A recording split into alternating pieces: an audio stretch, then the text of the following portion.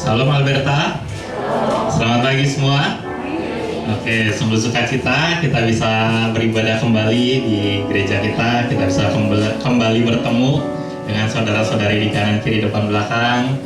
Yuk, sebelum kita mulai ibadah kita bersatu dulu sebentar. Kita minta Roh Kudus untuk memimpin kita dalam ibadah hari ini.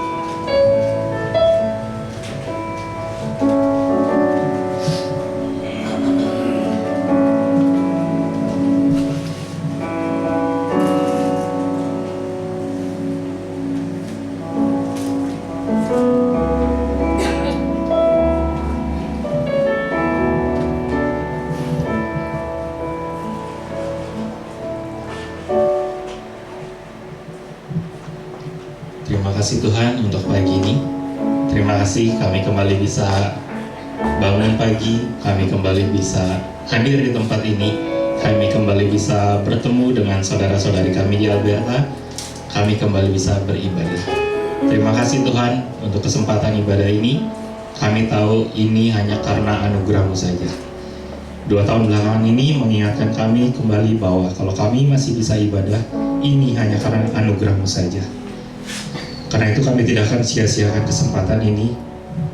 Kami mau beribadah dengan sepenuh hati, kami mau bernyanyi dengan sepenuh hati, kami mau menyembah-Mu dengan sepenuh hati kami Tuhan. Kami mau belajar kebenaran firman-Mu dengan sepenuh hati. Terima kasih Tuhan untuk kesempatan ibadah ini. Dan juga di pagi ini kami akan adakan perjamuan kudus. Kami mau kembali mengingat kematian-Mu, penebusan-Mu dalam hidup kami. Terima kasih Tuhan untuk kesempatan ini. Hanya di dalam nama Tuhan Yesus kami berdoa dan kami siap mengangkat pujian bagi-Mu. Haleluya, amin. Mari Alberta, saya undang untuk berdiri dan kita mau katakan tak terukur kasih-Mu Yesus. Dia yang sudah mati menggantikan kita. Karena itu tidak ada hal lain yang patut kita lakukan selain memuji dan menyembah Dia.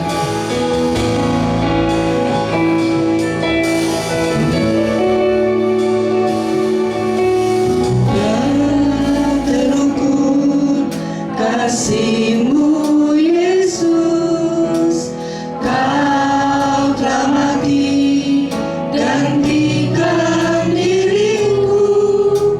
Kau curahkan darah-Mu untuk tebus Sekali lagi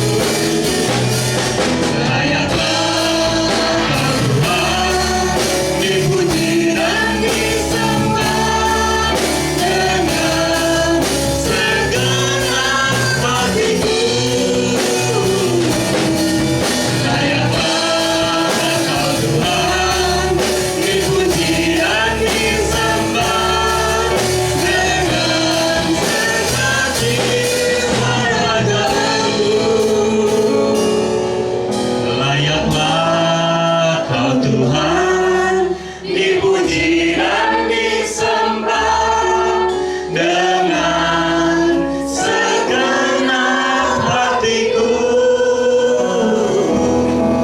Layaklah Kau Tuhan, dipuji dan disembah dengan segenap jiwa ragaku. Sekali lagi nyatakan Alberta. Layaklah Kau Tuhan, dipuji dan disembah dengan segenap hatiku. Ya Tuhan, hanya Kau yang layak. Layaklah Kau Tuhan, dipuji dan disembah dengan Kami datang Tuhan, Alberta datang membawa pujian kami. Ya, hanya Dia yang layak. Terima kasih Tuhan, terima kasih untuk menebus kami. Layaklah Tuhan, dipuji dan disembah dengan segenap jiwa ragaku. Dengan segenap jiwa ragaku. Dengan segenap jiwa ragaku.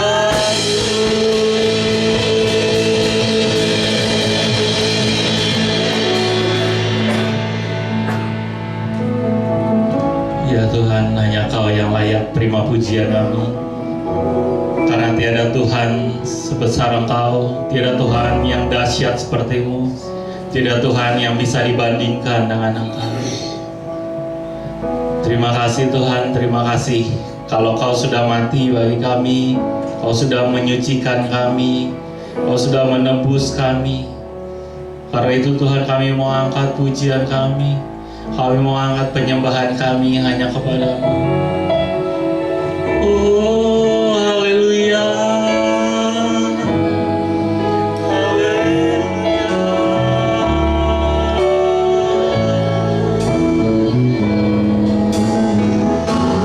Terima kasih Tuhan, terima kasih.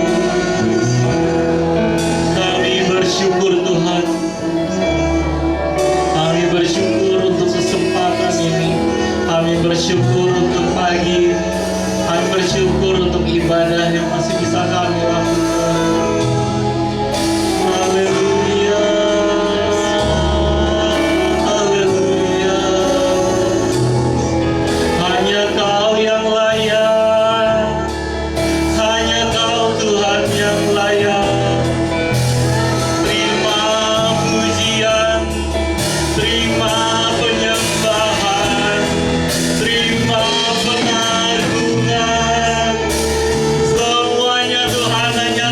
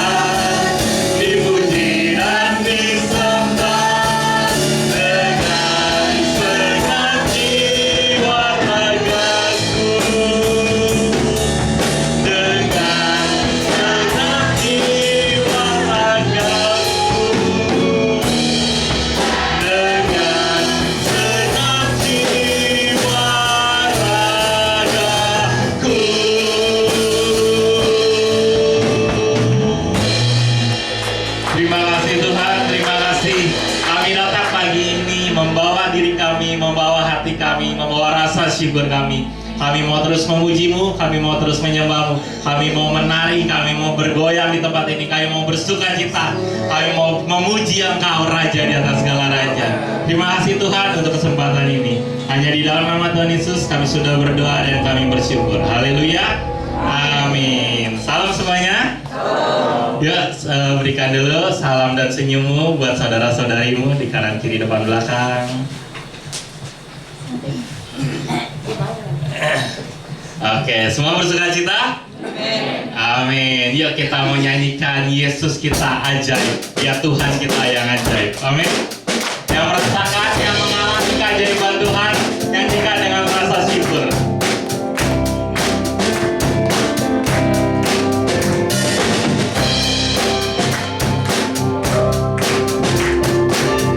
Yuk sama-sama nyatakan. Yesus ajaib, Tuhanku ajaib, kasih-Nya ajaib bagiku. Yesus ajaib, Tuhanku ajaib, Rahmat-Nya tetap selamanya. apakah kasih-Nya berubah? Amin. Setiap hari sampai bumi berlalu dan habis lalu, Yesusku ajaib bagiku. Sekali lagi Alberta, nyatakan Yesus ajaib. Yesus ajaib, Tuhanku ajaib, kasih-Nya ajaib bagiku. Yesus ajaib, Tuhanku ajaib, rahmat-Nya tetap selamanya. Tak berubah kasih-Nya, setiap hari bertambah indahnya.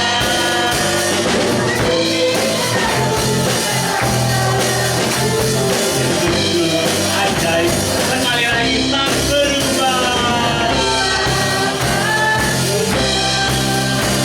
Setiap hari bertambah indahnya, sampai bumi berlalu dan habislah ragaku. Yesusku ajaib bagiku. Yuk sama-sama kita deklarasikan Yesus ajaib. Tuhanku ajaib, Dia berkuasa. Ada mujizat sebab Yesus ajaib. Yuk sama-sama yang katakannya bareng-bareng single. Yesus ajaib, Dia berkuasa. Ada mujizat, sebab Yesus ajaib. Sekali lagi nyatakan. Yesus ajaib, Dia berkuasa. Ada mujizat. Amin. Yuk sama-sama tepuk tanganmu. Karena Dia Tuhan kita yang ajaib.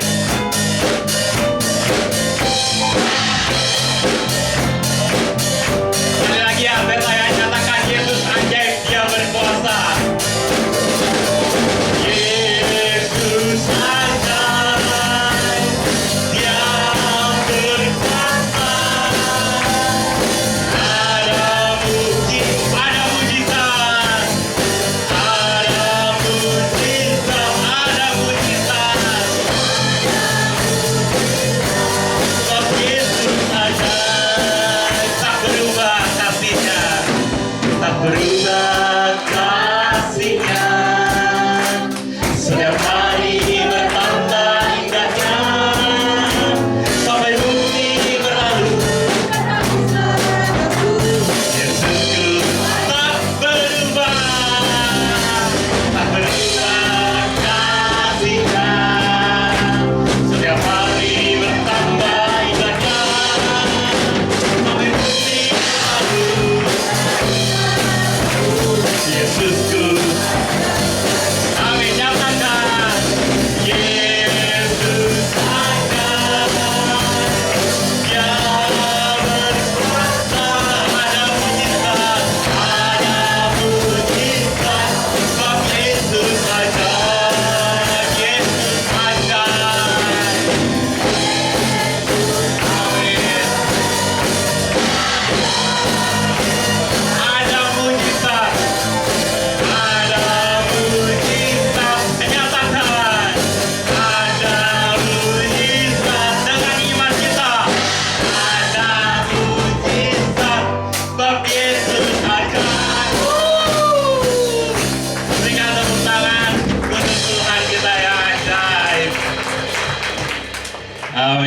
Masih kuat memuji?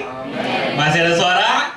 Yuk kita mau katakan langit dan bumi semua memuji Tuhan. Kita semua di tempat ini memuji Tuhan. Segala bangsa memuji Tuhan.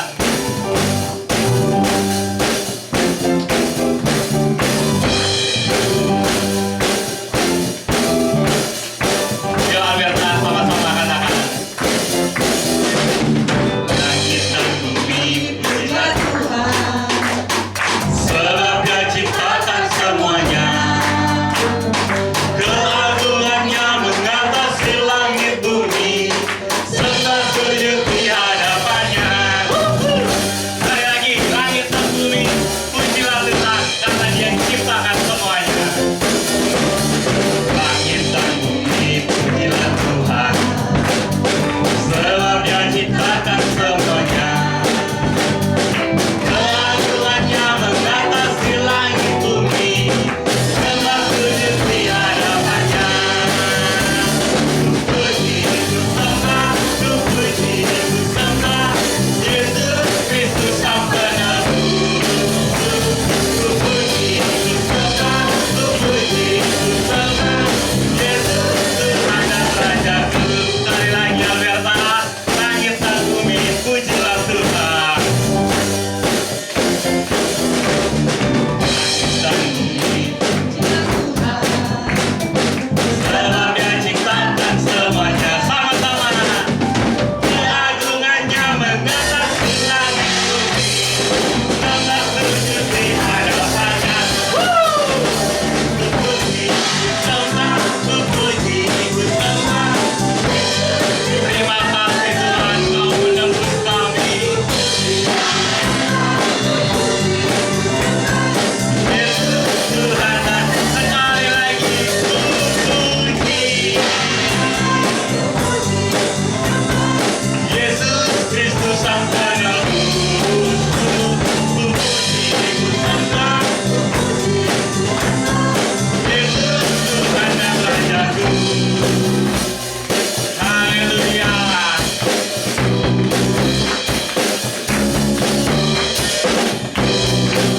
Alberta sama-sama katakan haleluya amin. Oke? Yuk semuanya. Haleluya amin. Haleluya amin. Haleluya. Yang sebelah kiri katakan haleluya. Nah, kanan saya amin. Nah, kiri lagi. Amin. Haleluya. Gantian ya. Sekarang sini. Haleluya. Haleluya. Terima kasih Tuhan. Ini pujian dari Alberta untuk engkau. Sama-sama Alberta. Haleluya. Amin. Haleluya. Haleluya. Haleluya. Amin. Haleluya. Amin. Haleluya. Amin. Terima kasih Tuhan, terima kasih. Amin. Semua bersuka cita?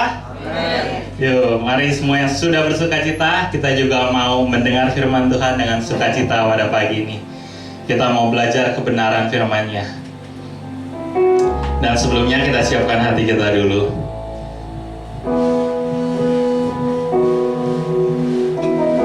Tuhan, ujilah kami, bentuklah kami Tuhan.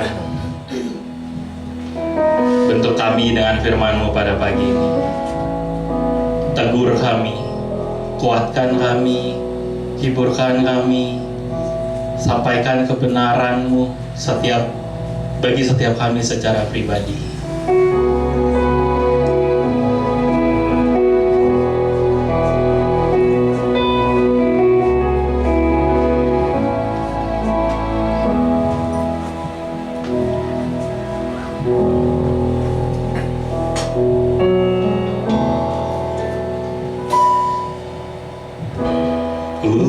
Pujilah aku Tuhan, cobalah aku Tuhan, selidiki batinku dan hatiku,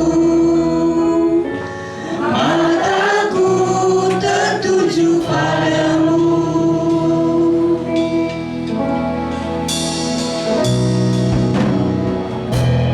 Aku cinta padamu Tuhan, aku rindu hadiratmu Tuhan. Terima kasih Tuhan, kami ingin dekat padamu, menikmati kehadiran, menikmati kehadiranmu. ku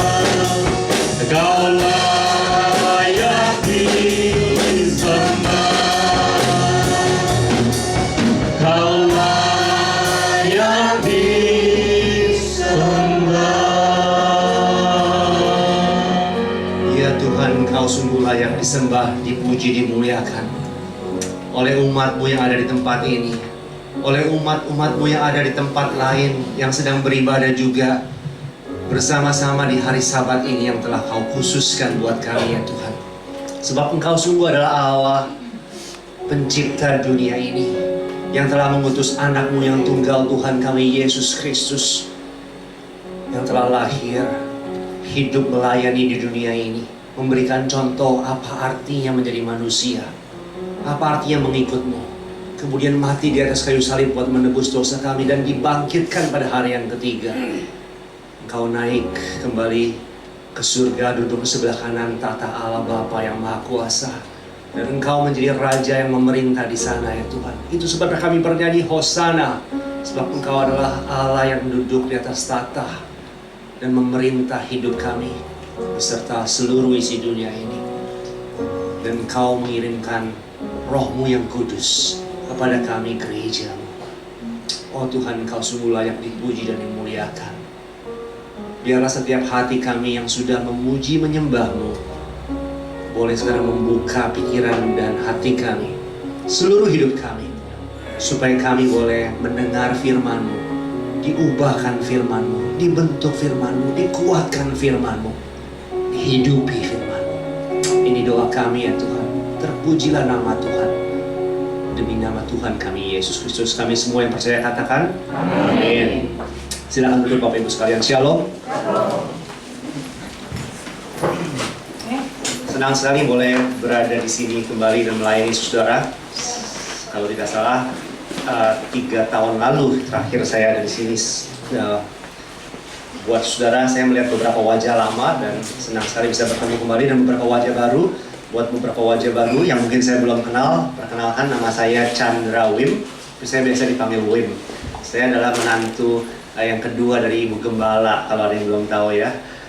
Senang sekali bisa berada di sini. Saya juga adalah dosen STT Saat, Sekolah Tinggi Teologi Saat di Malang, dan saya bersama dengan rekan-rekan dosen menyampaikan salam dari STT Saat juga kepada GBI Alberta ini ya. Apa kabar saudara? Baik semua? Oke, saudara, saya mau mulai dengan sebuah cerita. Ngomong rada gaung sedikit ya, kayak mic saya ini. Konon ada seorang pengkhotbah tamu yang diundang berkhotbah di sebuah gereja, saudara. Pengkhotbah tamu ini dari cukup jauh, lalu dia diundang ke sebuah gereja di Inggris, jadi konteksnya. Lalu pengkhotbah itu setelah puji-pujian seperti tadi barusan, pengkhotbah itu naik ke atas mimbar. Dan kemudian sebelum memulai dia bertanya kepada jemaat yang ada di sana, "Saudara tahu apa yang mau saya khotbahkan hari ini?" Jemaatnya sontak lihat kiri dan kanan, mana mereka tahu apa yang mau dikhotbahkan. Mereka sontak berkata, "Tidak." Gitu.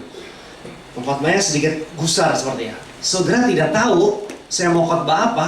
Buat apa lalu undang saya jauh-jauh ke sini?" Gitu ya. Lalu dia kemudian tutup Alkitabnya, dia turun dari mimbar, dia keluar, dia pergi ke lorong.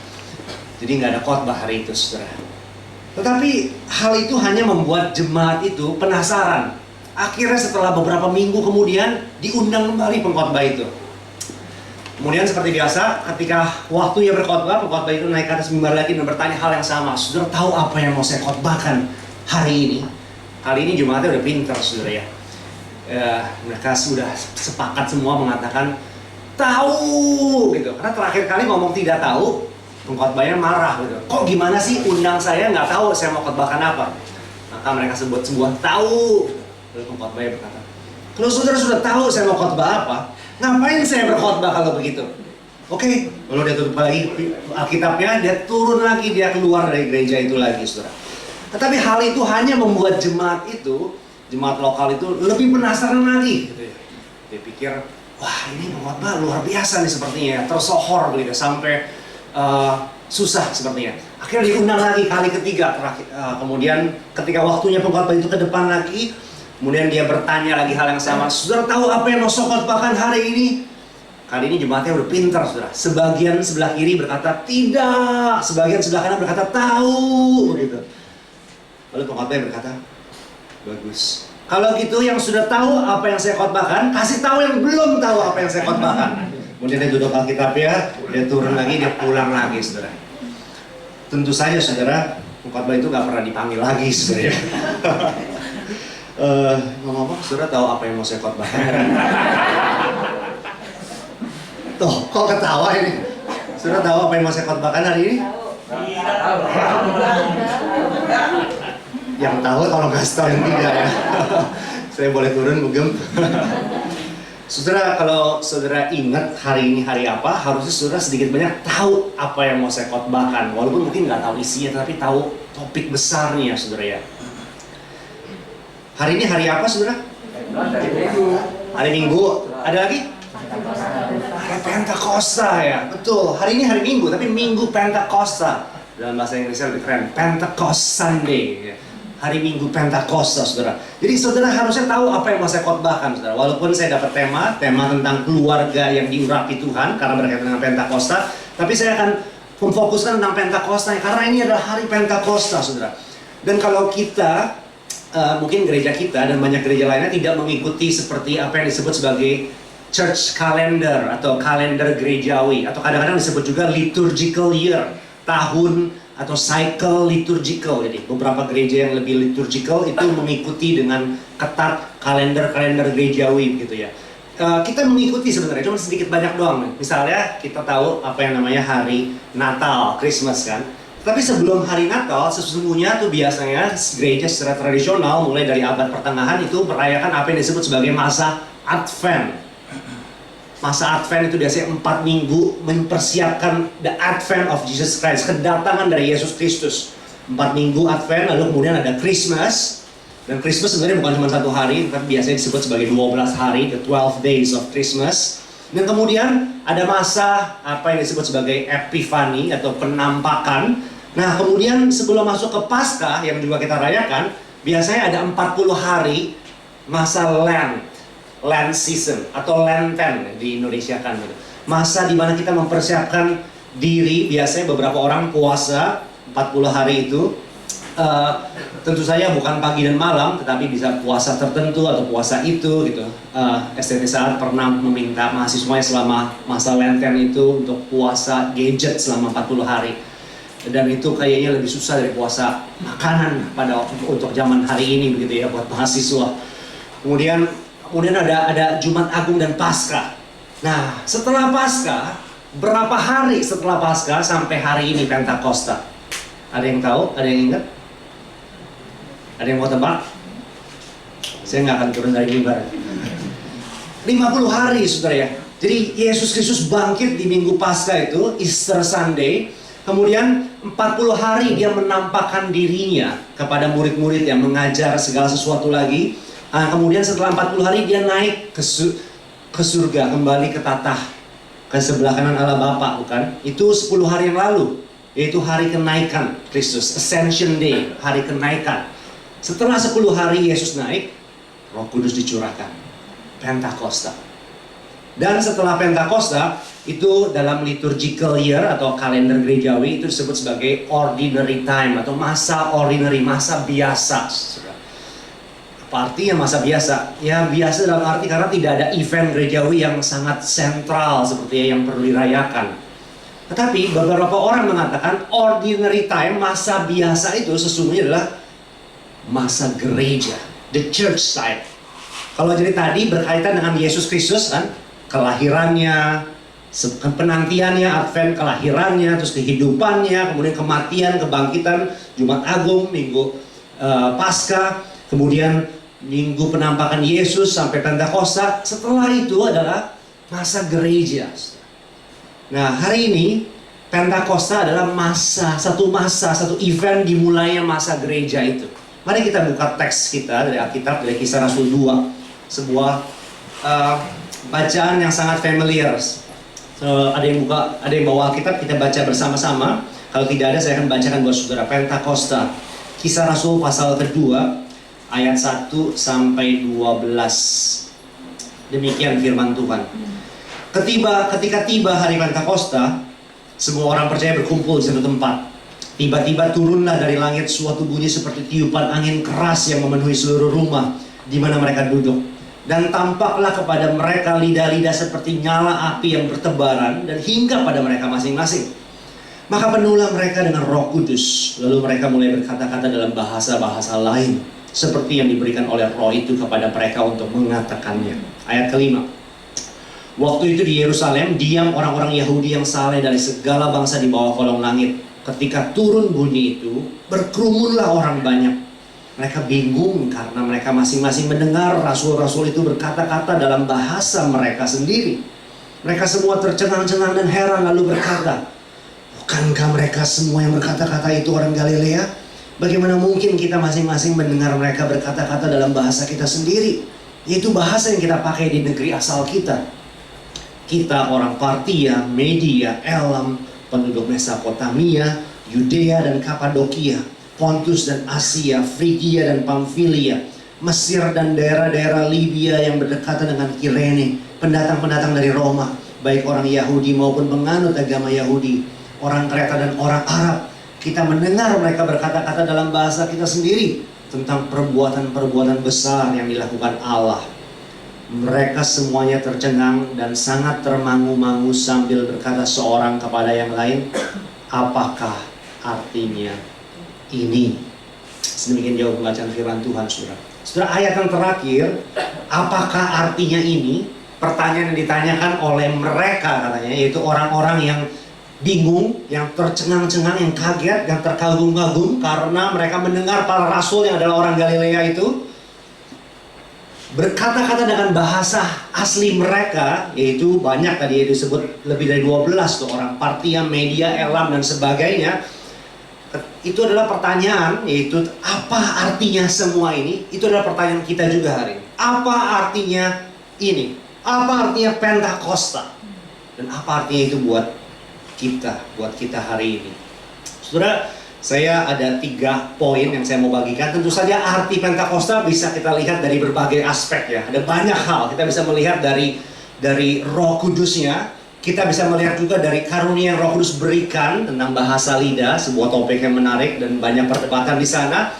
Tetapi saya mau pilih 3 saja hari ini dari teks ini yang kita mau lihat apa artinya ini. Pertama, artinya saya kira Pentakosta artinya Yesus memenuhi janjinya, saudara. Kisah para rasul, apalagi kisah Pentakosta, itu biasa diasosiasikan dengan siapa? Kalau kita percaya Allah, kita Allah Tritunggal, Allah Bapa, Allah Putra atau Yesus Kristus dan Allah Roh Kudus. Kisah Pentakosta dan kisah para rasul, kitab yang mencatat ini biasanya diatributkan atau diasosiasikan dengan pribadi yang mana? Roh Kudus ya, betul. Makanya tadi saya juga singgung sedikit begitu. Betul, tentu saja Roh Kudus itu sangat ditekankan di sini ya, maupun di Pentakosta maupun di kisah para rasul, saudara. Tetapi jangan lupa juga bahwa Roh Kudus adalah di dalam kisah rasul dan juga di bagian surat Paulus yang lain disebut sebagai Roh Kristus kadang. Dan Roh Kudus adalah pribadi ketiga yang selalu menjunjung tinggi dan memfokuskan pribadi kedua, yaitu Allah Anak atau Yesus Kristus. Dan jangan lupa Pentakosta adalah seperti saya katakan, apa artinya ini? Artinya Yesus memenuhi janjinya. Kenapa? Karena Yesus sebelumnya berjanji, aku akan membaptis kamu dengan Roh Kudus. Mari kita lihat kisah pasal Rasul pasal 1. Jadi balik ke pasal 1 dari kisah 2 ini. Kisah 1 ayat 4 dan 5 saya bacakan. Pada suatu hari ketika Yesus makan bersama-sama dengan murid-muridnya, ia melarang mereka meninggalkan Yerusalem dan menyuruh mereka tinggal di situ menantikan janji Bapa. Yang demikian katanya, telah kamu dengar daripadaku, sebab Yohanes membaptis dengan air, tetapi tidak lama lagi kamu akan dibaptis dengan Roh Kudus. Nah, perkataan ini yang Lukas catat di Kisah Para Rasul 1 ayat 5, Yohanes membaptis dengan air, tidak lama lagi kamu akan dibaptis dengan Roh Kudus, itu diambil dari Lukas, dari Injil Lukas yang memang Yesus sebutkan. Kalau kita baca Injil Lukas itu, maka disebutkan kamu akan dibaptis, kata Yohanes Pembaptis, kamu akan dibaptis dengan Dia yang akan datang setelah aku, kata Yohanes, yaitu Yesus Kristus, akan membaptis dengan api dan Roh Kudus. Itu lengkapnya, api dan Roh Kudus. Dan dalam hidup pelayanan Yesus, kita tidak pernah melihat sekalipun Yesus membaptis actually. Yesus tidak pernah membaptis atau tidak pernah dicatat membaptis dalam kitab Injil Matius, Markus, Lukas maupun Yohanes. Murid-muridnya lah yang membaptis. Jadi apakah Yohanes bohong? Yohanes membaptis ketika berkata, aku membaptis dengan air, tapi dia yang akan datang setelah aku akan membaptis dengan api dan Roh Kudus. Apakah dia bohong? Sampai Pentakosta kita pikir dia bohong. Tapi ketika Pentakosta, murid-murid itu dihinggapi dengan Roh Kudus seperti lidah, api, dan dibaptis dengan Roh Kudus. Harusnya murid-murid ingat, ini dia. Dan itu sebabnya Lukas juga mencatat pasal 1, dia kasih tahu, dia ingetin lagi janji Yesus ayat 5 pasal 1. Pasal 2-nya Pentakosta. Pentakosta apa artinya ini? Ini artinya Yesus membaptis murid-murid ya dengan api dan Roh Kudus. Saudara. Tentu saja Yesusnya sudah tidak ada secara fisik di sana. Dia sudah naik 10 hari sebelumnya di hari kenaikan itu. Tetapi dia membaptis dengan mengirimkan Rohnya yang kudus kepada murid-murid yang ada di sana waktu itu. Kisah Rasul pasal 1, selain ayat 5, pasal 1 juga menarik. Coba bisa ditayangkan mungkin kisah 1 ayat 1. Ini pembukaan dari kitab ini, dari Lukas kepada Theophilus. Dia berkata, hai Theophilus, dalam bukuku yang pertama, buku apa yang pertama ini? Injil Lukas. Karena penulis kisah Rasul dan Injil Lukas itu sama-sama dokter Lukas ya, seorang dokter. Hai Theophilus, katanya dalam bukuku yang pertama, Injil Lukas, aku menulis tentang segala sesuatu yang dikerjakan dan diajarkan Yesus. Kemudian ayat 2, coba lihat. Segala sesuatu yang telah dikerjakan dan diajarkan Yesus sampai pada hari ia terangkat, titik. Terus dia cerita lagi, sebelum itu ia telah memberi perintahnya oleh Roh Kudus kepada Rasul dan sebagainya. Tapi perhatikan tadi, dia berkata, Lukas berkata, hai Theophilus, dalam bukuku yang pertama, aku telah memberitahukan, menuliskan segala sesuatu yang telah diajarkan dan diperbuat oleh Yesus sampai hari dia terangkat, titik. Setelah itu, apa yang harusnya dipikirkan kita pembaca dalam buku? Walaupun tidak ditulis, tetapi implikasi adalah sekarang dalam bukuku yang kedua, yaitu Kisah Para Rasul, aku akan menceritakan tentang perbuatan dan perkataan Yesus Kristus setelah dia terangkat, ya nggak? Jadi buku ini tentang apa? Tentang Roh Kudus tentu saja, tetapi juga tentang Yesus. Pentakosta tentang apa? Tentang baptisan Roh Kudus, tetapi yang dibaptiskan atau yang diberikan, diutus oleh Yesus Kristus. Jadi tentu saja saudara mungkin berpikir, nih Pak Wim ngapain sih ya berkata dan mengajarkan bahwa bukan hanya Roh Kudus tetapi juga Yesus Kristus. Tentu saja kan keduanya adalah satu begitu kan ya, bahwa keduanya adalah Allah Tritunggal gitu. Betul. Tetapi di luar sana saudara ada rupa-rupa angin pengajaran sesungguhnya yang mencoba pit one against the other, yang mencoba memisahkan atau mempertentangkan, menversuskan antara satu pribadi dengan pribadi yang lain, khususnya antara Yesus Kristus dengan Roh Kudus seperti ya. Saudara pasti pernah mendengar versi populer dari hal ini. Misalnya ada yang bilang, oh di gereja sana cuma ada Yesus, nggak ada Roh Kudus misalnya. Oh di sana cuma ada Roh Kudus tapi nggak ada pengajaran tentang Yesus. Nggak bisa saudara. Yesus berjanji Roh Kudus datang. Yesuslah yang membaptis umatnya dengan Roh Kudus. Yesus yang mengutus Roh Kudus. Yesus bahkan berkata, lebih baik aku pergi. Sebab kalau aku tidak pergi, Roh Kudus yang penolong itu tidak akan datang. Yesus akan mementingkan sekali Roh Kudus. Sebaliknya, Roh Kudus, apa kerjaan utama dia? Kata Yesus di Yohanes 14 dan 16, dia akan mengingatkan kamu segala sesuatu yang pernah kuajarkan kepadamu. Dia akan memimpin kamu ke dalam kebenaran, yaitu Yesus Kristus sendiri. Jadi Roh Kudus, fungsi dan pekerjaan utamanya adalah untuk memperkenalkan, untuk memuliakan, untuk men-spot begitu ya. Kalau ada lampu sorot, untuk menyorot Yesus Kristus. Jadi aneh sesungguhnya kalau ada entah orang Kristen ataupun bukan Kristen yang mencoba mengatakan di situ ada Roh Kudus, gak ada Yesus, di situ ada Yesus, gak ada Roh Kudus ya. Enggak. Ini penting sekali. Apa artinya ini? Kata mereka, Pentakosta, artinya Yesus janjinya itu dipenuhi, digenapi. Jadi kisah para rasul, saudara ya. Ini judulnya dalam bahasa Indonesia, kisah para rasul. Seakan-akan ini Injil Matius, Markus, Lukas, Yohanes, kisahnya Yesus. Kemudian kisah rasul, kisahnya para rasul. Satu sisi betul memang Yesus sudah terangkat, tetapi gara-gara Roh Kudus yang dicurahkan kepada para rasul, sesungguhnya judul aslinya, saya rasa kalau Dr. Lukas, jadi Dr. Lukas itu ketika mencatat nggak memberi judul.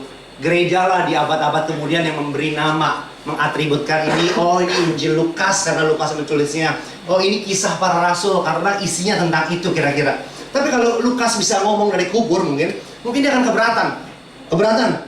Jangan tulis kisah para rasul, tulis kisah Yesus Kristus sesudah dia diangkat melalui hidup para rasul karena kasih karunia dan kuat Allah Roh Kudus. Mungkin itu judul yang lebih tepat. Tapi tentu saja judul panjang seperti itu nggak akan laku ya di pasaran. Jadi dipersingkat jadi kisah para rasul. Kita boleh menyebut sebagai kisah para rasul, tapi ingat ini bukan kisahnya para rasul. Ini kisahnya Yesus di dalam hidup dan pelayanan para rasul. Buku ini juga adalah tentang Yesus Kristus. Dia yang memenuhi janjinya. Kenapa ini penting? Saya masuk poin kedua. Apa artinya ini? Artinya adalah bukan hanya Yesus memenuhi janjinya, tetapi Pentakosta artinya gereja Yesus Kristus itu dilahirkan. Nah, saudara, kapan ulang tahun gereja? Kapan ulang tahun gereja kita? Ayo, berapa? Bulan Juli, sekitar bulan Juli. Oke, itu ulang tahun gereja Alberta. Dan setiap gereja lokal tertentu mungkin punya ulang tahunnya sendiri. Tetapi ada ulang tahun gereja secara umum. Kapan? Ya Pentakosta. Ini ulang tahun gereja universal, saudara.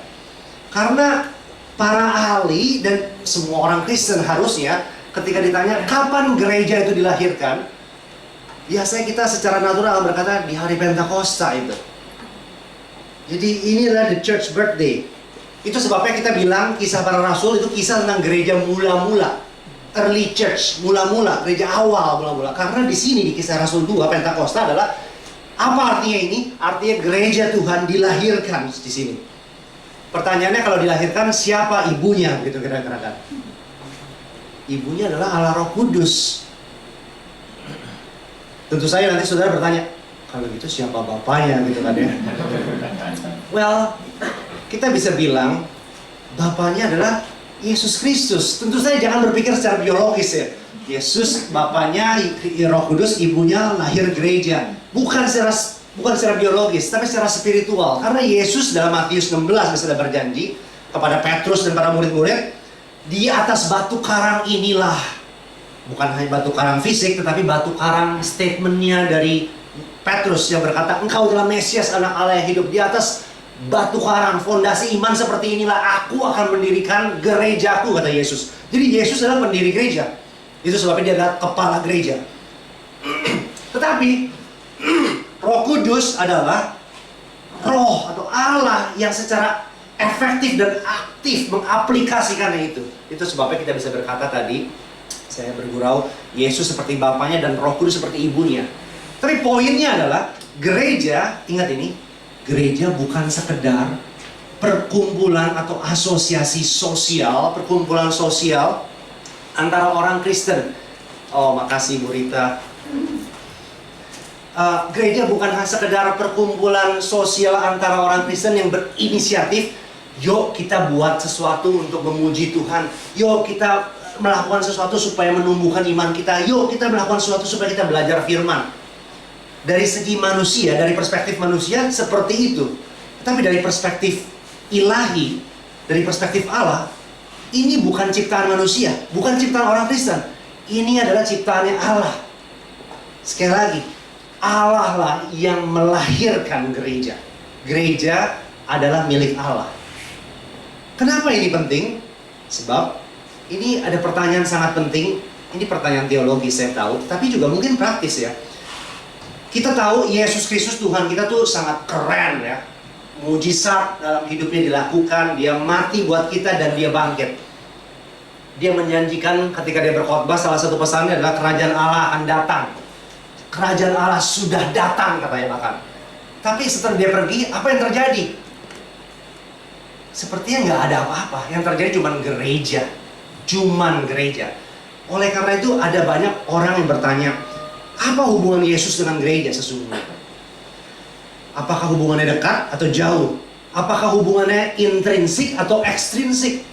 Apakah hubungan Yesus dengan gereja itu esensial atau eksidental saja? Saya tahu ini bahasanya kayak, waduh, saya tidak bisa menolong diri saya dosen gitu. Jadi saya harus mengajarkan beberapa konsep. Tapi perhatikan, kalau hubungan Yesus dengan gereja itu hanya eksidental. Eksidental itu apa sih artinya? Dari kata accident kan? Sepertinya sesuatu yang tidak disengaja, sesuatu yang ya terjadi begitu, tidak diplan, tidak direncanakan. Maka kita tidak perlu ke gereja, saudara. Maka kita tidak perlu sayang gereja. Maka kita tidak perlu merayakan hari ulang tahun gereja, Pentakos. Tetapi kalau hubungan Yesus dengan gereja itu intrinsik sifatnya, bukan hanya ekstrinsik. Kalau hubungan Yesus dengan gereja itu esensial, bukannya eksidental, maka kita tidak bisa berkata, saya mencintai Yesus tapi saya membenci gerejanya. Nehi, saudara, nggak bisa. Kalau engkau mencintai kepalanya, engkau harus mencintai tubuhnya, ya nggak? Gak bisa ada orang Kristen yang berkata, I am a solo Christian. Orang Kristen solo, bukan dari Solo, dari kota Solo, tetapi orang Kristen yang tidak mau ke gereja, tidak mau menjadi satu member anggota dari gereja. Tidak bisa kita memisahkan kepala dari tubuhnya. Hubungan Yesus sang kepala dengan gereja tubuhnya itu organik sifatnya, bukan sekedar instrumental. Instrumental dari kata instrumen ya. Misalnya tadi Felix pakai ini, main dengan baik sekali. Ini instrumen dia. Tetapi dia bisa taruh ini begitu. Kemudian dia keluar, dia nyanyi dan sebagainya. Itu instrumennya, alat saja yang dipakai. Gereja apakah alat dari Tuhan? Tentu saja. Gereja adalah alat dari Tuhan, dari Tuhan Yesus. Tapi lebih dalam daripada itu hubungannya. Bukan hanya instrumental, tetapi esensial, substansial, organik. Organik itu artinya berkaitan dengan organ. Itu ada hubungan yang kita nggak bisa tanpa jantung ya hidup ya. Seperti itulah Yesus naik supaya Roh Kudus turun ke gerejanya, menciptakan, melahirkan gerejanya.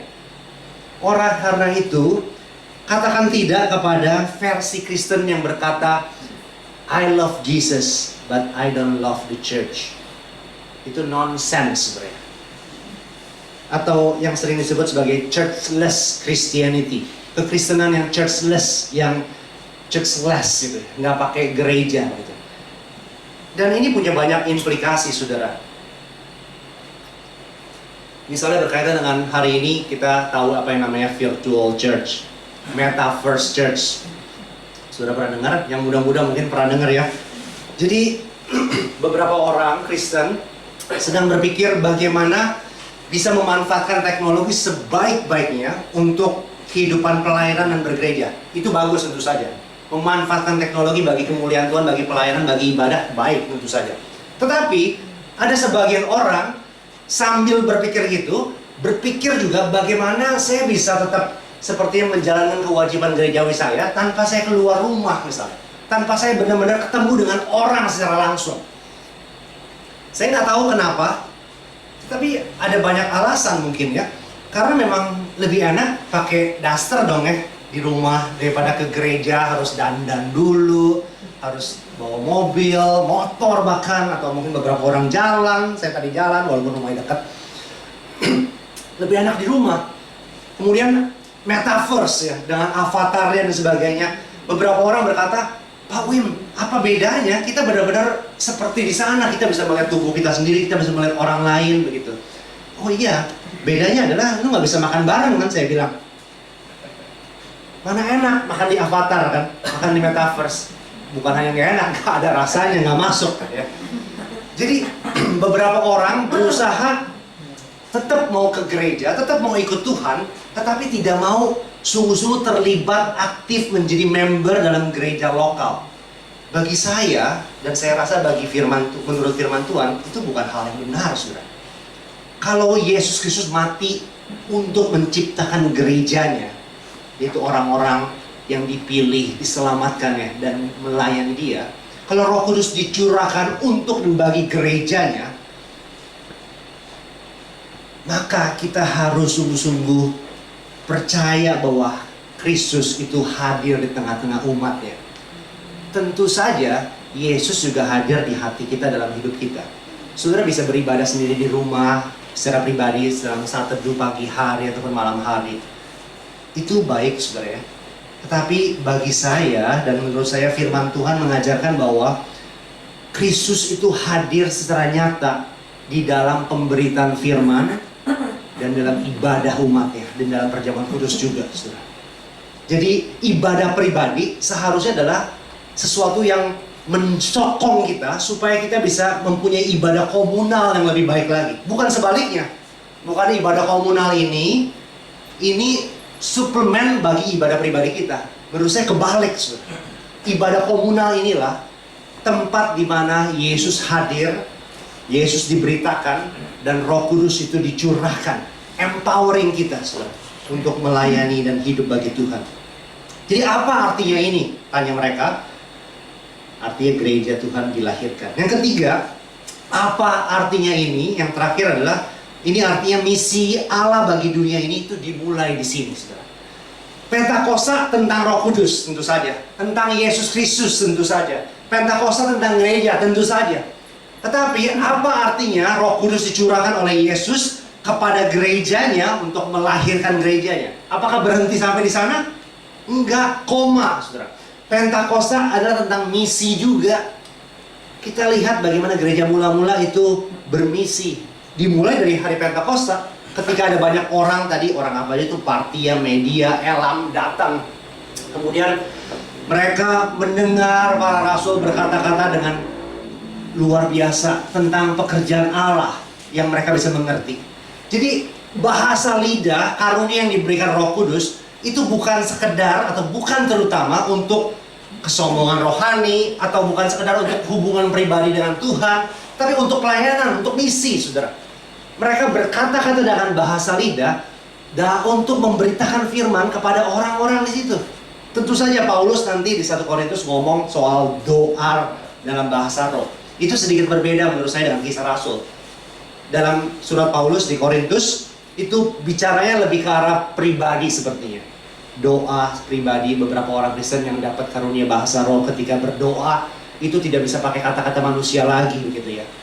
Tetapi dalam Kisah Rasul, bahasa lidah itu selalu dimengerti sepertinya bukan terutama dalam konteks doa, tapi dalam konteks misi sebenarnya. Dalam konteks penginjilan untuk menyatakan kuasa Allah sehingga orang percaya. Jadi Pentakosta itu bicara soal penginjilan, soal pemberitaan firman. Itu sebabnya saya tadi baca sampai ayat 12 kan ya, Kisah Rasul 2. Ayat 13 sebenarnya berkata begini. Tetapi orang lain yang mendengar menyindir, oh mereka itu sedang mabuk oleh anggur manis. Ngomong apa sih gitu ya, mereka sedang mabuk oleh anggur manis. Nah saudara tahu ceritanya bukan?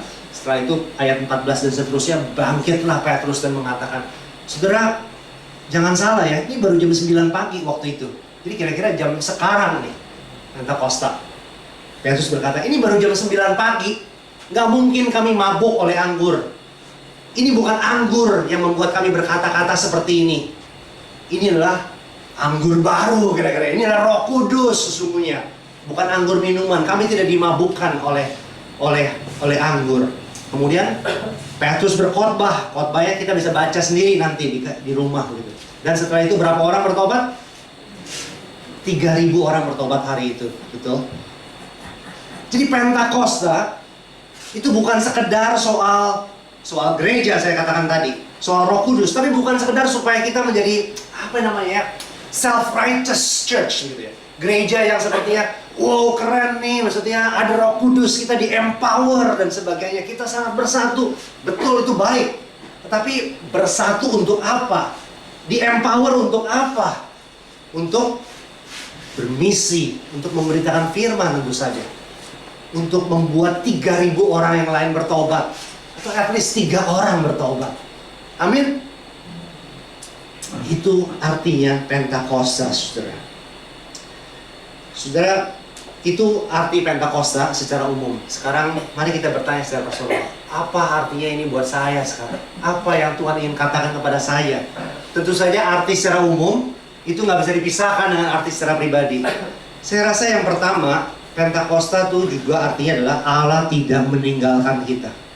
Amin. Sama seperti Yesus tidak meninggalkan ke-12 muridnya. Betul, dia meninggalkannya, tetapi dia berjanji, aku tidak akan meninggalkan kamu yatim piatu. Itu sebabnya dia kirim Roh Kudus di hari Pentakosta.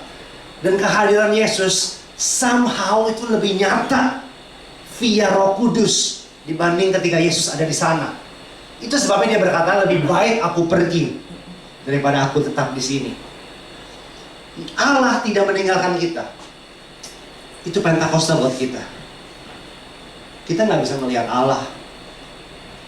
Dan ada banyak hal dalam hidup kita mungkin yang membuat kita bertanya, apakah Allah sungguh hadir dalam hidup saya? Apakah Allah mendengar doa saya? Atau doa saya cuma mentok sampai ke langit-langit, balik lagi. Apakah Allah peduli? Maka Pentakosta mengingatkan kita, iya, dia mendengar, dia hadir, dia peduli. Di pandemi 2 tahun, 3 tahun terakhir ini, apakah Allah hadir? Ya, tentu saja ada banyak cerita buruk, saudara ya. Orang-orang kita kasihi meninggal mungkin. Kita mungkin sendiri kena COVID. Ada banyak hal yang bisa membuat kita bertanya, apakah Allah hadir dalam hidup saya? Apakah Allah sungguh peduli dengan saya? Apakah Allah mendengar doa saya?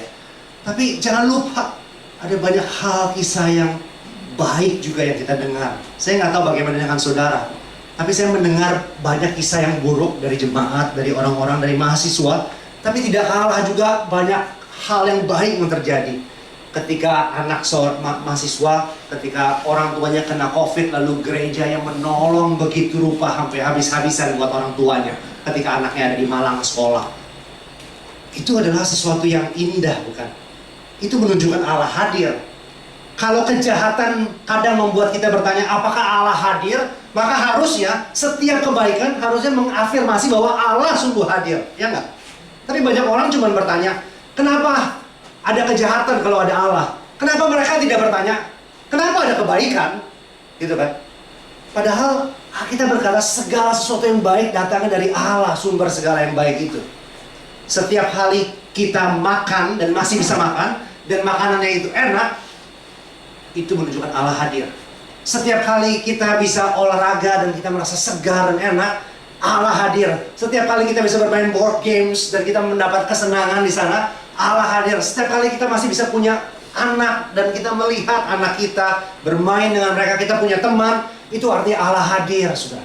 Setiap kali kita datang ke ibadah, masih bisa beribadah, apalagi onsite seperti ini, itu artinya Allah hadir. Pentakosta artinya buat saya adalah Allah tidak pernah meninggalkan kita. Kalau kita rasa dia tinggalkan, ada yang salah dalam mata kita berarti. Ada yang salah dengan cara kita berpikir seperti itu. Yang kedua, Pentakosta artinya juga adalah Kristus hadir di tengah-tengah umatnya, di gerejanya, saudara. Seperti yang saya katakan tadi. Apa artinya ini? Maka artinya adalah berilah dirimu dibaptis kalau ada yang belum dibaptis. Ada yang belum dibaptis, saudara? Di sini? Sudah semua? Puji Tuhan, saudara. Saya mau seperti Petrus. Sebab Petrus setelah dia berkhotbah kan di Kisah 2, orang-orang hatinya sangat tertusuk dan mereka berkata, apa yang harus kami lakukan sekarang? Mereka bertanya. Petrus berkata, bertobatlah dan berilah dirimu dibaptis. Kenapa baptisan itu penting? Karena kita dibaptis dalam nama Bapa, Putra, dan Roh Kudus ke dalam tubuh Kristus, yaitu gereja. Baptisan bukan hanya bicara soal iman pribadi kita kepada Allah, tetapi juga iman horizontal kita kepada umat Tuhan. We are baptized into the church, into the local church. Kita dibaptis dalam nama Bapa, Putra, dan Roh Kudus ke dalam gerejanya. Itu sebabnya biasanya gereja-gereja sebelum dibaptis itu harus tahu, pendetanya harus tahu kenal orangnya itu siapa. Dan juga sungguh-sungguh percaya nggak. Kadang-kadang perlu katekisasi dulu berapa bulan atau berapa minggu, berapa kali kan, supaya setelah itu jadi bagian member dari gereja itu. Karena kita dibaptis bukan sekedar pengakuan spiritual saja, tentu saja itu penting, tetapi juga adalah kita itu seperti mengikatkan diri, seperti janji kawin. Kita mengikatkan diri dengan gereja lokal tertentu. Aku adalah bagian dari umat dari gereja ini. Aku akan berkontribusi sebagaimana aku akan diberkati juga. Pentakosta itu penting karena Pentakosta adalah kelahiran gereja. Dan apa artinya itu buat saya? Artinya saya adalah bagian dari gereja. Kalau ada di antara saudara yang masih gerejanya adalah GJJ. Apa GJJ? Gereja yang jalan-jalan. Tentu saja dalam masa pandemi itu sepertinya tidak bisa terhindarkan, saudara ya. Ketika saudara online kadang saudara ngikutin pendeta tertentu atau tempat pujian tertentu yang saudara suka. Tapi ketika saudara sudah kembali onsite, kalau saudara sudah merasa inilah tempat ibadahmu yang baik, maka komitlah di sini. Root yourself here. Akarkan diri kamu di sini. Tentu saja saudara bisa berkata, iya Pak, betul, Pentakosta tentang gereja, Roh Kudus dan Yesus hadir dalam gereja. Tapi kok kayaknya gereja saya tidak sempurna. Kalau ada orang yang berkata gitu, dan saya dulu pernah berpikir dan berkata seperti itu, saya mau bilang, coba cariin saya gereja yang sempurna di mana gitu. Terus kalau ada, tolong kamu jangan ke gereja itu ya. Sebab takutnya kalau orang itu yang bertanya di mana gereja yang sempurna, ke gereja yang sempurna, jadi gak sempurna tuh gereja. Saudara nangkap maksudnya? Tidak ada gereja yang sempurna, saudara. Yang ada adalah kita bersatu bahu-membahu mencoba untuk menjadi gereja yang lebih baik bagi kemuliaan Tuhan. Dan ini bukan ciptaan kita sendiri, ini bukan usaha kita sendiri. Tapi karena Pentakosta itu artinya Roh Kudus ada di tengah-tengah kita untuk kita bisa memuliakan Yesus. Yang terakhir saudara, apa artinya buat saya? Roh Kudus dikaruniakan kepada kita gerejanya untuk menjadi saksinya tadi kan? Misi kan. Artinya saya perlu belajar tentang Yesus yang mau saya beritakan dan tentang firman. Saya perlu belajar baik-baik dan saya perlu bersaksi. Saudara, saya masih ingat ketika saya di Singapura sekitar belasan tahun yang lalu, saya masih sama Carmelita waktu itu, dengan Lita, belum ada anak. Kita dapat satu edisi National Geographic majalah, dapat peta dunia, dan kita ambil peta dunia itu, kita taruh ke dekat rumah kita gitu, dekat tempat makan.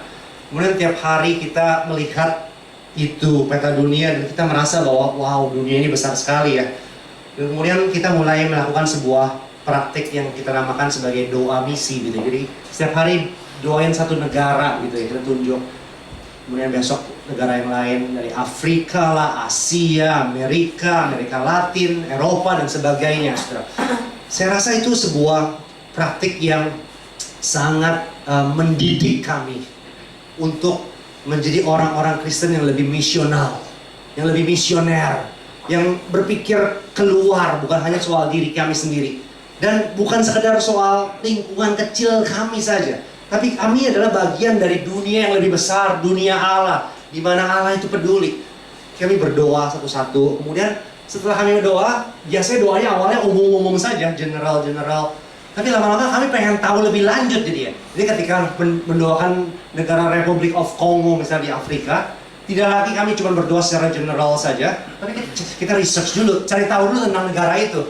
Apa yang dibutuhkan di sana, berapa populasinya, pemerintahannya seperti apa, negara Islam atau bukan, dan sebagainya. Apakah ada gereja di sana, berapa banyak. Kita jadi lebih mengerti tentang dunia ini, dan ketika kita mendoakan lebih spesifik, lebih personal, saudara. Dan itu membuat kami menjadi orang yang mudah-mudahan hatinya sedikit lebih besar, saudara. Sebagaimana dunia ini besar, sebagaimana Allah kita adalah Allah yang besar, saudara. Jadi saya dari tadi bicara soal pentingnya gereja lokal, dan itu absolutely betul. Gereja lokal itu penting sekali. Baptiskanlah dirimu ke dalamnya, root yourself, berakarlah di dalamnya, berkontribusilah, cintailah gerejamu karena ini adalah tubuh Kristus. Tetapi saya juga mau mengatakan tidak menjadi terlalu eksklusif juga, saudara. Di sisi lain, ingat bahwa gereja lokal ini adalah bagian kecil dari gereja yang universal, yang lebih besar. Itu sebabnya saya tadi berkata, hari ini adalah ulang tahun semua gereja, saudara. Itu sebabnya ketika saya berdoa tadi, saya berdoa juga Engkau Yesus, Raja yang dimuliakan, bukan hanya di sini sekarang, tetapi juga di sono, di tempat lain, dimanapun gereja yang sejati itu yang sungguh mempercayai firman Tuhan dan Yesus Kristus, itu juga adalah gereja saudara kita. Apa artinya ini? Artinya adalah mari sungguh-sungguh menjadi anggota gereja dengan big mind, ya, dengan pikiran yang besar, saudara. Saya tahu di beberapa tempat, atau mungkin di seluruh tempat, saudara tahu saksi Yehova bukan? Itu kita sebut gereja yang sesat. Itu karena bidah. Mereka tidak percaya Yesus Kristus sungguh-sungguh Tuhan, tetapi di bawah Tuhan. Tetapi mereka itu punya kaitan bonding yang sangat erat. Saya nggak tahu di Indonesia, tapi di North America, di Kanada dan Amerika, saudara ya. Kalau orang saksi Yehova itu pergi ke satu negara bagian yang lain atau ke kota lain, dia tuh cukup lihat listnya, siapa aja witnesses yang lainnya, Jehovah Witnesses yang lain. Ada list book name-nya banyak begitu ya. Ketika ada nomor teleponnya, dia tinggal telepon, dia bisa nginep di rumah orang itu, saudara. Walaupun tidak kenal. Cukup tahu sama-sama we are both saksi Yehova gitu. Itu saya pikir apa yang sedikit banyak penulis Ibrani katakan berilah tumpangan satu sama lain sepertinya. Orang Kristen dulu seperti itu. Mereka terpencil dan juga mereka ada persecution, ada persekusi, ada penderitaan. Mereka kadang harus flee dari satu kota ke tempat yang lain. Mereka harus pergi dari tempat rumah mereka.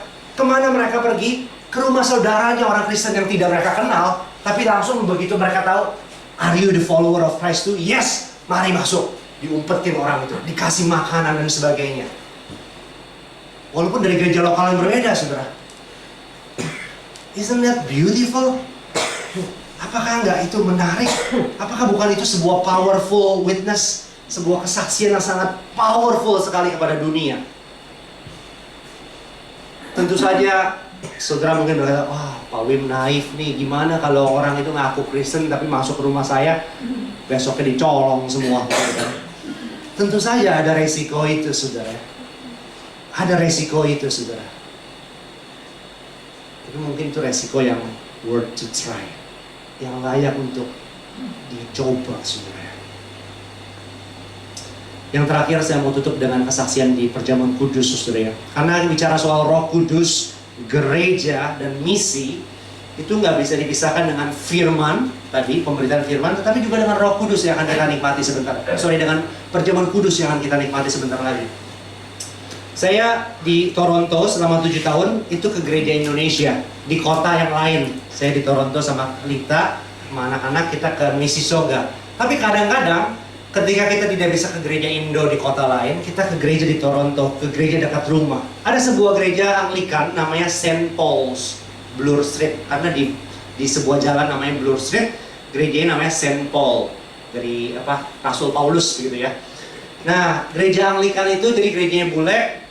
Kami senang ke sana karena gereja itu sangat liturgical, sangat tradisional, sangat kuno begitu ya. Berbeda dengan tradisi yang biasa kami ikuti. Kami biasa duduk di belakang. Nah, di gereja St. Paul ini, di gereja Anglikan ini, setiap minggu ada Perjamuan Kudus. Jadi bukan sebulan sekali. Ada beberapa tradisi yang begitu. Setiap minggu ada Perjamuan Kudus. Dan Perjamuan Kudusnya bukan dibawakan ke kita, tetapi umat itu datang ke altar. Jadi misalnya barisan ini lebih besar sedikit, dibuat 2 baris, 2 line. Lalu di sini nanti ada pastornya atau imamnya. Satu itu bawain roti, kemudian satu lagi bawain anggur sama cupnya di sini. Begitu juga di sini ada satu roti, satu lagi anggur gitu. Pakai jubah dan sebagainya gitu. Jadi dibuat 2 line. Imajinasikan gereja ini lebih besar dan lebih panjang gitu. Kami duduk di belakang. Jadi karena kami juga ingin mengikutinya, maka dan boleh diundang semua yang percaya dan dibaptis boleh mengikutinya. Maka biasanya kami jalan juga sambil tangannya begini, kayak seperti meminta, kita nunggu gitu. Kemudian nanti dikasih oleh orangnya, oleh pastornya, the bread of Christ for you, the body of Christ for you. Lalu kita makan. Kemudian Kesebelahnya kasih anggur. The blood of Christ poured for you.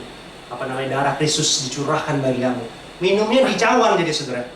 Di cup wine yang besar begitu. Anggur beneran. Biasanya enak anggurnya. Nah, jadi dikasih begitu. Kemudian dia pakai lap putih gitu. Dilap lagi gitu. Jadi 1 cup atau 2 cup itu sharing satu gereja saudara ya. Dulu sebelum masa pandemi saudara ya. Sekarang pasti udah nggak bisa begitu ya. Cuman dulu sebelum masa pandemi, dan kita sih maju aja. Kita kan pikir boleh bersih-bersih gitu kan dan sebagainya. Tapi saudara, setelah kita sekali 2 kali di gereja sana, kita mendapati ada satu orang yang hampir setiap minggu datang. Orang itu kita duduknya suka di belakang. Ketika datang biasanya rada telat. Ketika datang lewatin saya atau Karmel, biasanya Lita duduk di pinggir begitu, lewatin bisa kecium baunya. Bau apa? Bau pesing, saudara. Orang itu homeless, bajunya berantakan, rambutnya ikal, kayak nggak pernah disisir dan diramas setahun begitu, jalan begitu. Homeless gitu. Tapi dia Kristen, saudara. Dia duduk rada di depan-depan, nggak paling depan tapi rada di depan-depan begitu. Kemudian ketika habis firman, perjamuan kudus, dia ikut juga saudara ke depan. Jadi waktu itu kita berpikir, wow. Terus kita berpikir, kan ada 2 line saya bilang tadi kan, kanan sama kiri kan. Kita lihat orang itu ke line mana. Kalau dia ke kanan, kalau bisa kita ke kiri deh gitu. Kalau dia ke kiri kita ke kanan gitu ya.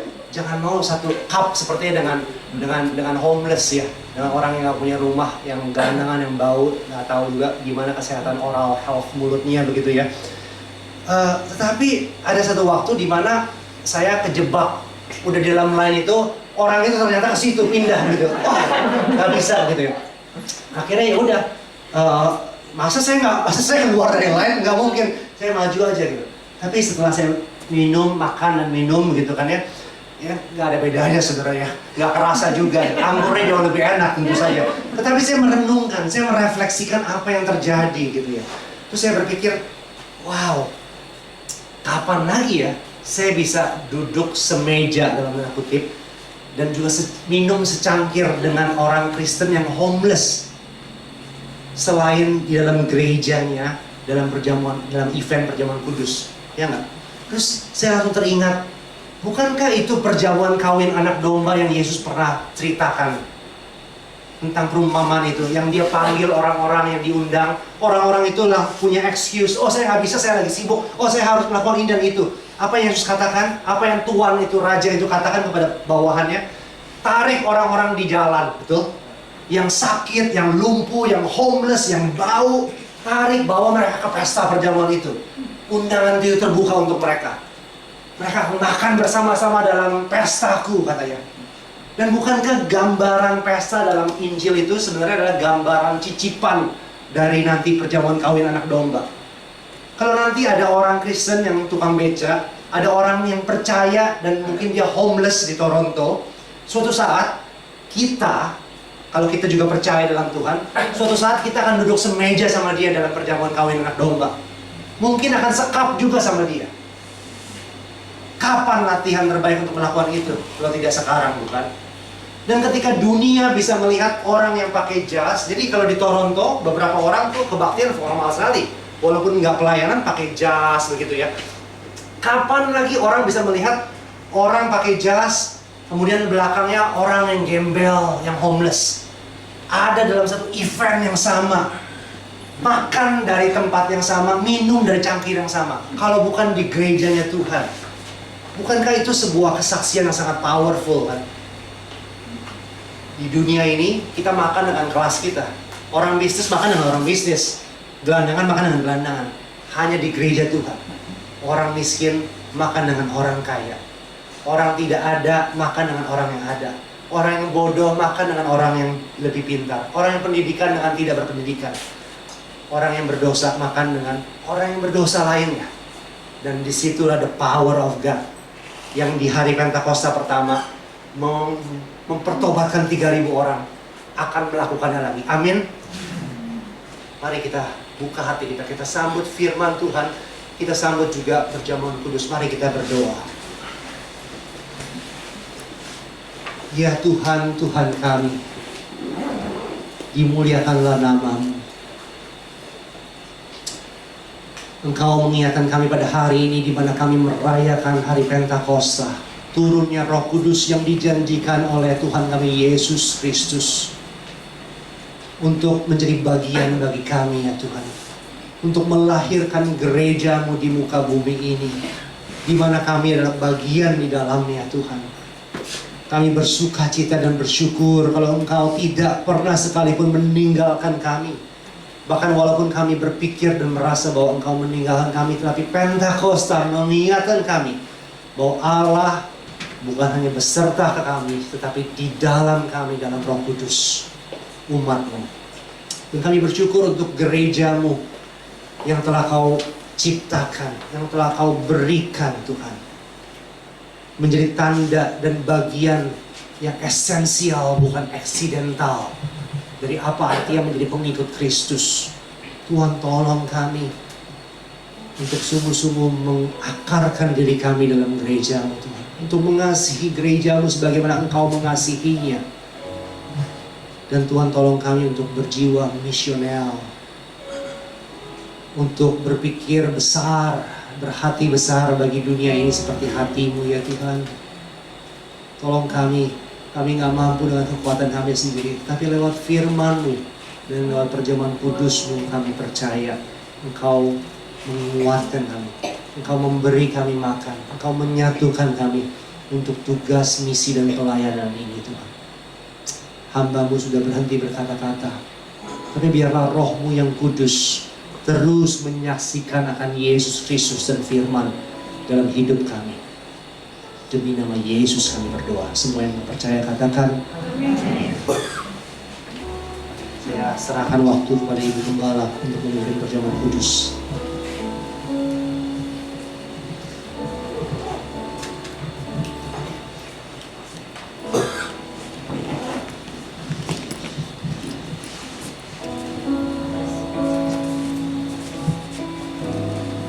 Saya undang para pelayan perjamuan untuk maju.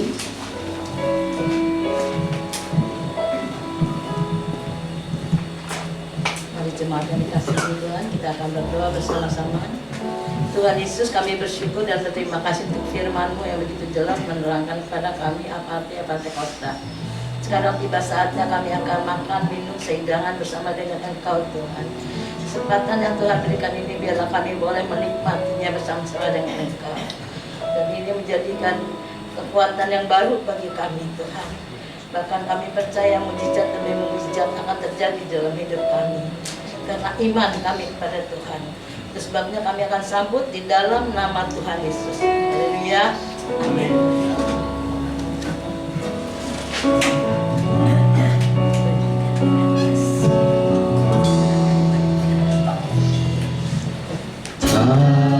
Terukur kasih-Mu Yesus, Kau telah mati gantikan diriku, Kau curahkan darah-Mu untuk tebus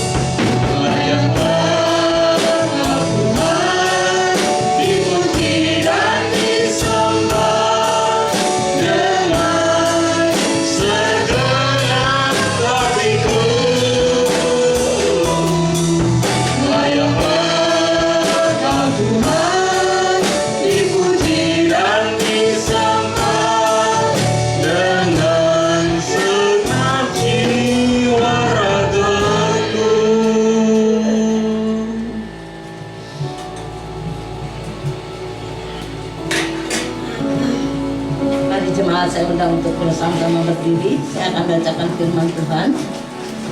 Sebab apa yang telah aku teruskan kepadamu telah aku terima dari Tuhan, yaitu bahwa Tuhan Yesus pada malam waktu ia diserahkan mengambil roti, dan sesudah itu ia mengucap syukur atasnya. Ia memecah-mecahkannya dan berkata, inilah tubuhku yang diserahkan bagi kamu. Perbuatlah demikian juga ia mengambil cawan. Sesudah makan ia berkata, cawan ini adalah perjanjian baru yang dimateraikan oleh darahku. Perbuatlah ini jadi peringatan akan aku. Sebab setiap kali kamu makan roti ini dan minum cawan ini, kamu memberitakan kematian Tuhan sampai ia datang. Kita akan berdoa. Tuhan, terima kasih. Sekali lagi Tuhan, kesempatan yang Tuhan berikan akan kami bergunakan dengan sebaik-baiknya. Mari Kau sucikan, Kau kuduskan kami, Kau layakkan kami. Karena setiap kali kami memakan minum darah-Mu Tuhan, ini mengingatkan kembali kepada kami akan kematian-Mu di kayu salib. Engkau disalib karena Engkau ingin menghapus segala dosa dan kesalahan kami. Engkau mau menyucikan kami, menguduskan kami, melayakkan kami. Saat ini Tuhan, layakkan kami untuk makan minum bersama dengan Engkau. Kami percaya dan kami sambut di dalam nama Tuhan Yesus. Kita angkat tubuh Kristus bersama-sama.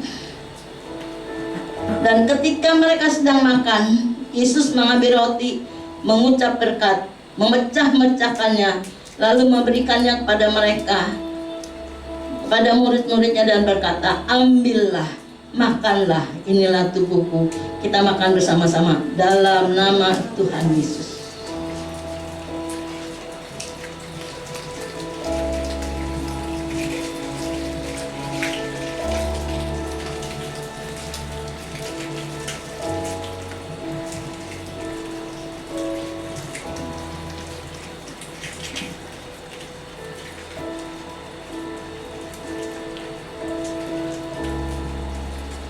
Kita angkat darah Kristus lebih tinggi dari kepala kita.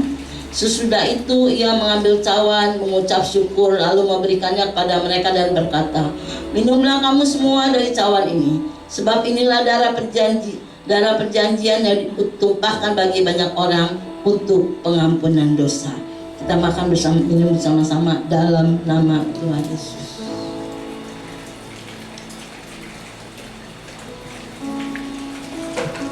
Naikkan syukurmu pada Tuhan.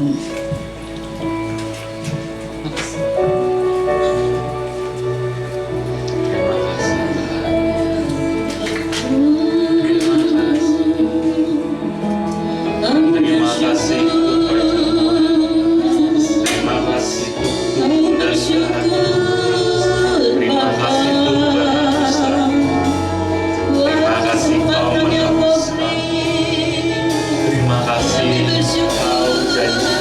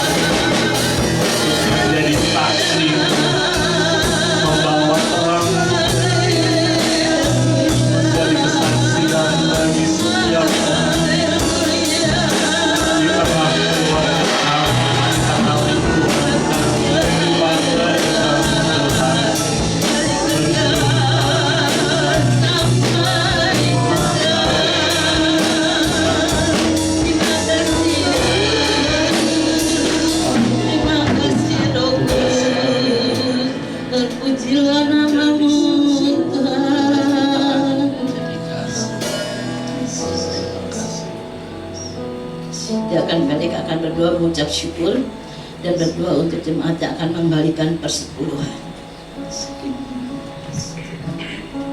Kami mengucap syukur Tuhan Yesus untuk tubuh dan darah Kristus yang boleh kami nikmati saat sekarang ini. Biarlah setiap dari kami boleh kembali dipulihkan, disegarkan, dikuatkan. Segala pelanggaran kami boleh terus Engkau ampuni Tuhan, sehingga kami boleh terus disempurnakan sesuai dengan rupa Kristus sendiri. Kami juga bersyukur kalau awal bulan ini kami diberikan kesempatan untuk mengembalikan perpuluhan. Biarlah setiap dari hasil pekerjaan kami, usaha kami, bisnis kami, biar Tuhan memberkati. Sehingga 10% ini sesungguhnya bukan hanyalah untuk milik Allah saja, tapi 90% juga sesungguhnya adalah milik Allah. Tapi adalah bentuk dari kesetiaan dan ketaatan kami untuk memberikan terbaik untuk hormat dan kemuliaan nama Tuhan, dan secara khusus untuk mendukung pekerjaan Tuhan di tempat ini.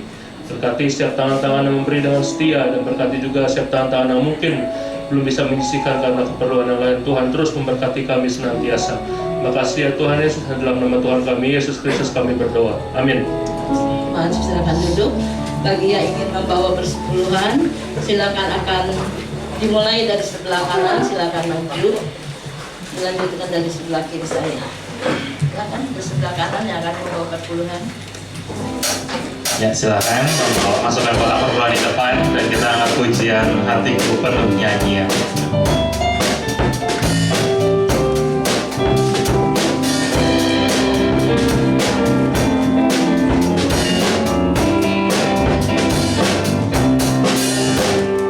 Hatiku penuh nyanyian, hatiku penuh nyanyian, hatiku bernyanyi untuk Raja segala ras. Sekali lagi, hatiku penuh nyanyian, hatiku penuh nyanyian, hatiku bernyanyi untuk Raja segala.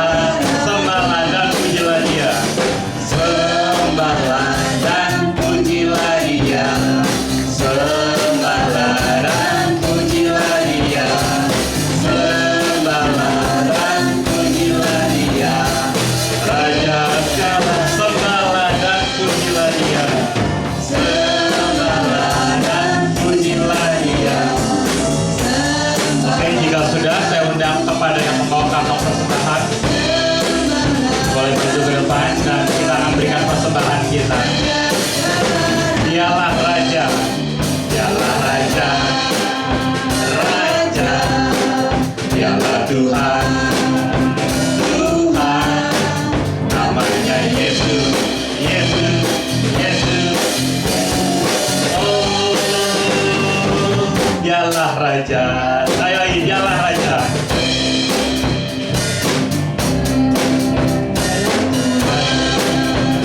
Tuhan,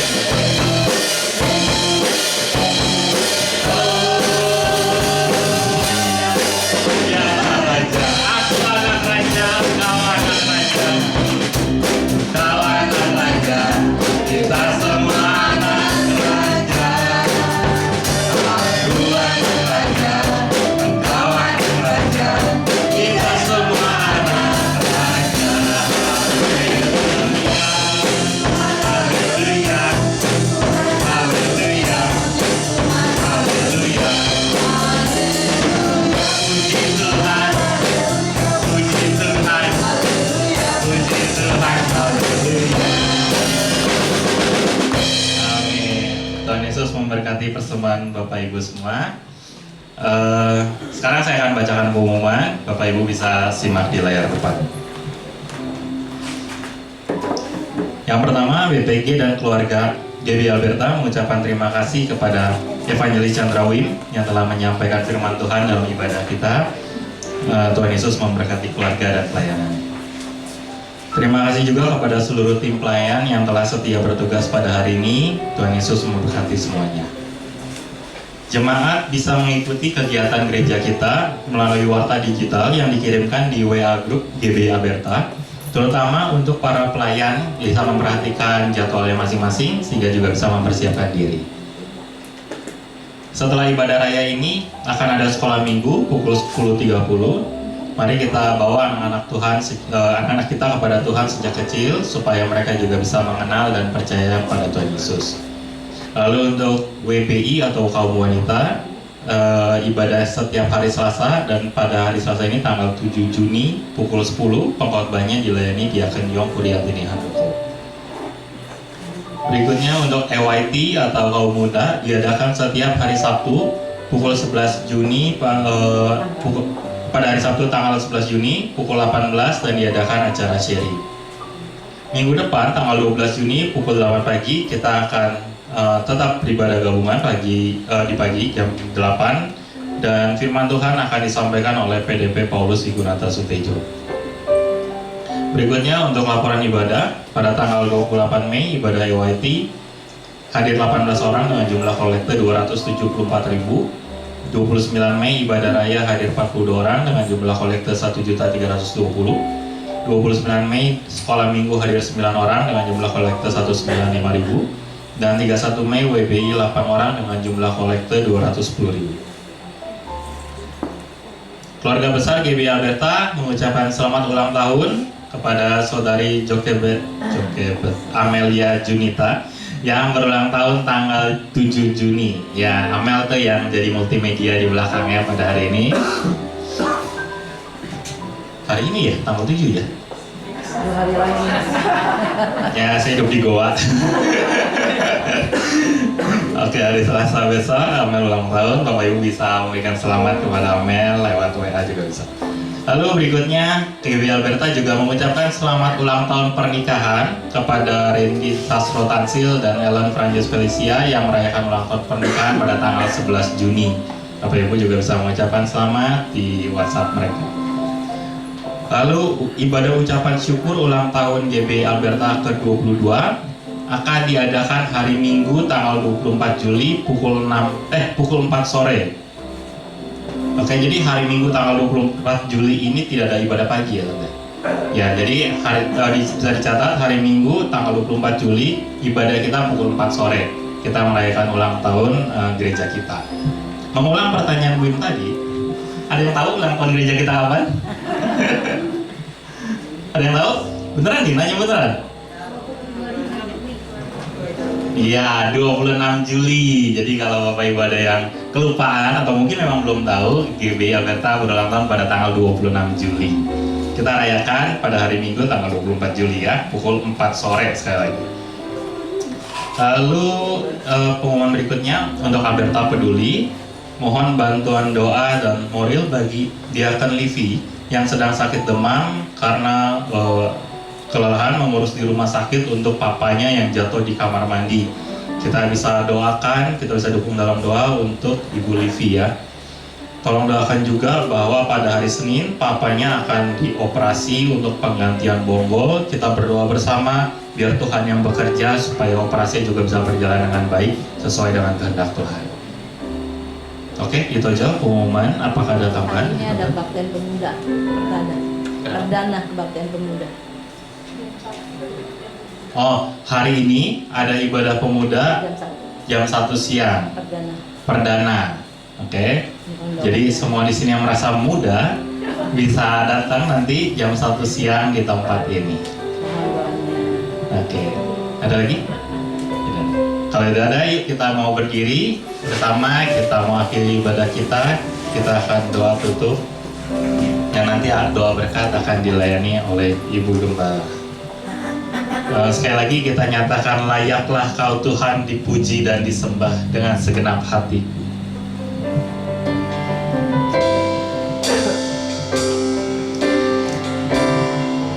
Layaklah Kau Tuhan dipuji dan disembah dengan segenap hatiku.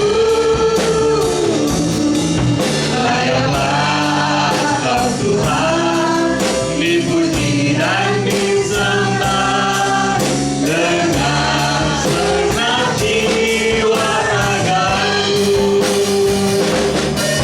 Layaklah Kau Tuhan dipuji dan disembah dengan segenap hatiku. Layaklah Kau Tuhan dipuji dan disembah dengan segenap jiwa ragaku. Dengan segenap jiwa ragaku. Dengan segenap jiwa ragaku. Ya Tuhan, itu pernyataan kami di akhir ibadah ini, bahwa Engkau satu-satunya Tuhan yang layak kami puji, yang layak kami sembah. Terima kasih Tuhan untuk semua kebaikan-Mu, untuk semua janji-Mu yang kami alami dalam hidup kami, untuk semua pertolongan-Mu, untuk tuntunan-Mu selama ini bagi setiap pribadi kami masing-masing. Terima kasih Tuhan, kami bersyukur untuk itu. Dan kalau pagi ini kami kembali diingatkan alasan kami bergabung di gereja ini, alasan kami berakar di tempat ini. Terima kasih Tuhan, biar kami mau terus lakukan itu dalam hidup kami. Kami melibatkan diri kami di gereja kami, dan kami juga mau berbuat sesuatu. Kami mau keluar, kami mau menjadi terang, kami mau melakukan fungsi kami menjadi terang dan garam Tuhan. Terima kasih Tuhan, Kau sudah mengingatkan kami pagi ini. Kami juga berdoa buat hamba-Mu Chandra Wim yang sudah menyampaikan firman-Mu di tempat ini. Kami percaya Tuhan sendiri akan terus memberkati beliau untuk pelayanannya, untuk pekerjaannya sebagai dosen, untuk perannya seorang ayah, seorang suami dan dosen, dan atau apapun juga peran yang diambil dalam hidupnya. Kami percaya Tuhan yang memberkati, Tuhan yang menuntun. Terima kasih Tuhan Yesus. Kami juga mau berdoa bersama buat saudara-saudari kami yang akan merayakan ulang tahun, untuk Amel dan juga Randy Allen yang merayakan ulang tahun pernikahan. Kami berdoa Tuhan sendiri yang memberkati secara khusus di momen bahagia mereka. Tuhan sendiri yang memberikan hadiah spesial bagi mereka. Dan biarlah di momen ulang tahun itu, kalau mereka kembali bisa mengingat kalau Tuhan Yesus tidak pernah meninggalkan tahun-tahun yang sudah lewat. Tuhan Yesus terus akan setia menemani mereka, menuntun mereka. Dan kami juga mau berdoa buat saudari kami, untuk Diakan Livi yang sedang sakit, dan juga papanya yang akan besok dioperasi. Kami mau serahkan ke dalam tangan-Mu Tuhan. Tuhan yang tolong pulihkan, Tuhan yang tolong sembuhkan untuk Diakan Livi. Tuhan juga untuk papanya yang besok akan ambil tindakan. Kami berdoa Tuhan sendiri yang memimpin semua hal yang harus dilakukan, tindakan dokternya, alat-alat yang dipakai. Kami mau serahkan ke dalam tangan-Mu, biar semuanya boleh terjadi sesuai dengan kehendak-Mu saja. Terima kasih Tuhan, terima kasih. Dan terakhir kami juga mau berdoa buat semua gereja di minggu ini yang merayakan ulang tahun gerejanya, yang merayakan Roh Kudus hadir dan melahirkan gereja, yang merayakan Roh Kudus mengurapi setiap anak-anaknya. Kami berdoa apapun kondisinya, baik yang itu nyaman seperti kami ataupun tidak nyaman ataupun dalam tekanan, kami berdoa Tuhan Yesus, kami berdoa Roh Kudus yang terus menghibur, terus menuntun, terus menguatkan, sama seperti Roh Kudus bekerja di tempat ini. Terima kasih Tuhan, kami naikkan setiap doa ini hanya di dalam nama Tuhan Yesus. Dan kita akan terima doa berkat dari Ibu Gembala. Kekasih-kekasih Kristus yang diberkati Tuhan, pulanglah dan terimalah berkat Tuhan. Turunlah kiranya atas saudara-saudara semua kasih karunia dan damai sejahtera dari Allah Bapa, pengampunan dan kasih sayang dari Tuhan Yesus Kristus, penghiburan penyertaannya dan persekutuan di dalam kuasa Roh Kudus menyertai kita sekalian. Mulai saat ini sampai Maranatha Tuhan Yesus datang kedua kali. Di dalam nama Tuhan Yesus kami sudah berdoa dan bersyukur. Haleluya, sama-sama katakan amin. Tuhan memberkati dan melindungi.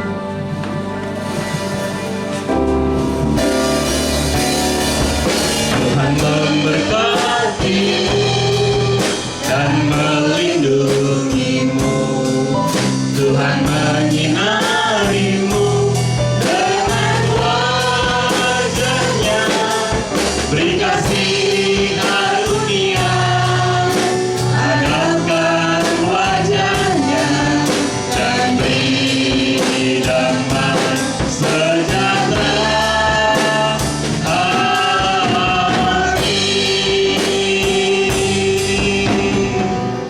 Sudah selesai, selamat bersaat teduh dan selamat hari Minggu. Tuhan Yesus menyertai kita semua.